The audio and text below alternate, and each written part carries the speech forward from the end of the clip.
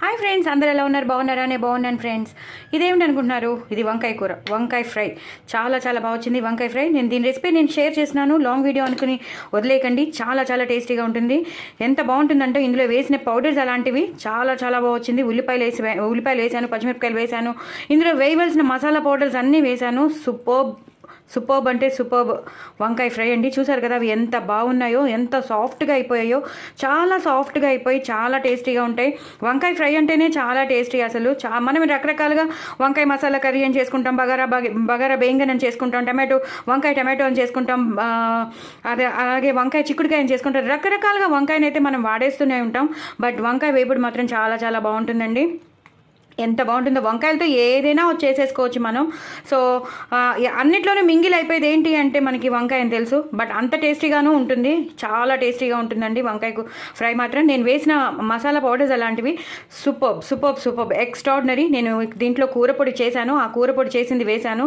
అలాగే సాంబార్ పొడి చేశాను, ఆ సాంబార్ పొడి కూడా ఇందులో వేశాను. కాబట్టి మీరు ఒకసారి ఊహించుకోండి ఈ కూర ఎంత టేస్టీగా ఉంటుందో.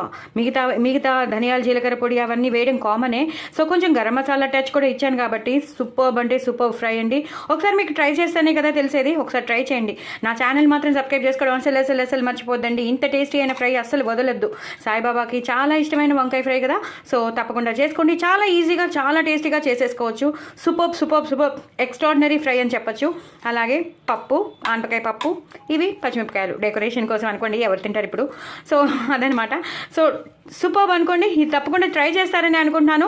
ఈ కూరని మీరు తప్పకుండా చేసుకోవాలంటే మాత్రం లాంగ్ వీడియో చూసుకోవాలి కదా. సో లాంగ్ వీడియో స్కిప్ చేయకుండా చూడండి. నేను ఏమేమి వేసానో చూడండి, చేసుకోండి. ఇలాగే వంకాయ ముక్కల్ని పెద్దగా తరుక్కుంటేనే మనకి ఇలా ఉంటాయి. అదే చిన్న చిన్న ముక్కలు అనుకోండి, అవి లేహం అయిపోతాయి, అంటే సాఫ్ట్గా అయిపోయి కలిసిపోతుంది. అలా కాకుండా పెద్ద పెద్ద ముక్కలుగా చేసుకుంటే మాత్రం సూపర్గా ఉంటుంది. కూర మాత్రం ఫ్రై మాత్రం అదిరిపోతుంది. పిల్లలు పెద్దలు అందరూ ఇష్టపడతారు, మళ్ళీ చేయమని కోరుతారు. ఇదే ఒకసారి 2 సార్లు కలిపేసుకుని తినేస్తే, పెరుగన్నంతో తినేస్తే మనకి కంప్లీట్ మీల్ కూడా అయిపోతుంది.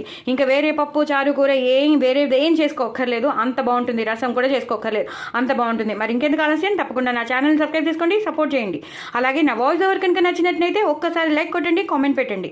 తప్పకుండా సబ్స్క్రైబ్ చేసుకోవడం మర్చిపోద్దు. దీని మాయలో పడిపోయి తప్పకుండా ఇది చేసుకోండి. అలాగే చేసుకున్నావు బాగుంది అని మాత్రం కామెంట్ బాక్స్లో పెట్టండి, ఎంజాయ్ చేయండి. ఓకేనా? బాయ్ అండి.